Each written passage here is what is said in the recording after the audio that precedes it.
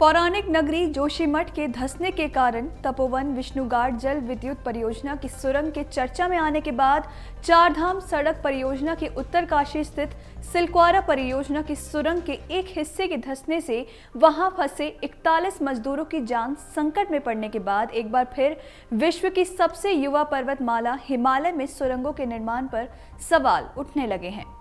सुरंगों सहित भूमिगत निर्माण में इस तरह के हादसे नए नहीं हैं। अब तो सुरंगों के धंसने और निर्माणाधीन सुरंगों के ऊपर बसी बस्तियों के धंसने की शिकायतें आम बात हो गई हैं। सड़क परिवहन और राजमार्ग मंत्री नितिन गडकरी के अनुसार उत्तराखंड के साथ साथ हिमाचल प्रदेश, जम्मू कश्मीर में इस वक्त 3.25 लाख करोड़ रुपए की लागत की टनल बनाई जा रही है।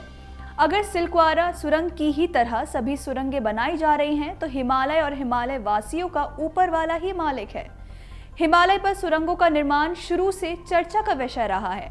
हिमालय के गर्भ को छलनी करने का समर्थन तो पर्यावरणविद कर नहीं सकते, मगर भूविज्ञानी भी इसमें संयम की सलाह अवश्य देते हैं। वर्तमान में हिमालय पर केवल बिजली परियोजनाओं के लिए नहीं बल्कि यातायात और अन्य गतिविधियों के लिए भी सुरंगों का निर्माण किया जा रहा है। पहले भूमिगत बिजली घर बने, लेकिन अब तो पहाड़ी नगरों में ट्रैफिक की समस्या के समाधान के लिए भूमिगत पार्किंग भी बनने लगी है।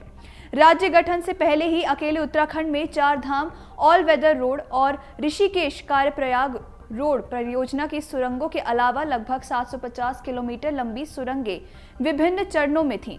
अब प्रस्तावित सहित कुल सुरंगों की लंबाई 1000 किलोमीटर से ज्यादा हो गई है।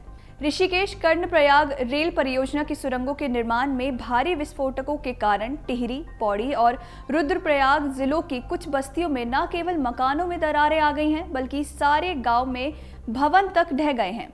अगर इस परियोजना को बद्रीनाथ और केदारनाथ तक बढ़ाया गया तो इतनी ऊंचाई तक रेल लाइन पहाड़ों के अंदर ही बनाई जा सकती है। सिलक्वारा सुरंग हादसे के बाद अब हमारे नीति नियंत्रकों को सबक सीखना ज्यादा जरूरी है। खासकर सुरक्षा उपायों में इतनी खतरनाक लापरवाही को अत्यंत गंभीरता के लिए जाना चाहिए। क्षेत्र की विशिष्ट भूगर्भीय, भौगोलिक और पर्यावरणीय विशेषताओं के कारण हिमालय में सुरंग निर्माण से कई चुनौतियां खड़ी हो सकती हैं। दरअसल हिमालय जटिल भूगर्भीय संरचनाओं वाला एक भूकंपीय दृष्टि से सक्रिय क्षेत्र है, जिसमें विभिन्न प्रकार की चट्टानें, भ्रंश रेखाएं और अस्थिर भूभाग शामिल हैं।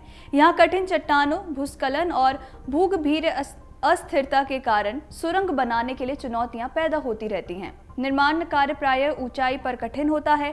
कम तापमान, ऑक्सीजन की कमी और कठिन पहुंच जैसी चुनौतियां निर्माण को और कठिन बना देती हैं।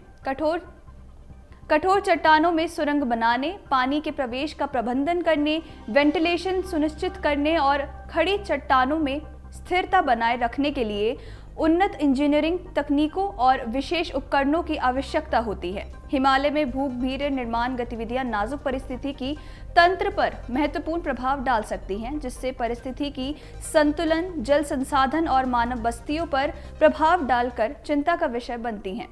जोखिमों को कम करने के लिए व्यापक योजना, भूवैज्ञानिक संरक्षण, उन्नत तकनीक, सुरक्षा प्रोटोकॉल और कुशल जनशक्ति आवश्यक है। अगर आप ये वीडियो YouTube पर देख रहे हैं तो हमारे चैनल को सब्सक्राइब करें और बेल आइकन को दबाना ना भूलें। अगर आप Facebook पर ये वीडियो देख रहे हैं तो हमारे पेज को लाइक करें।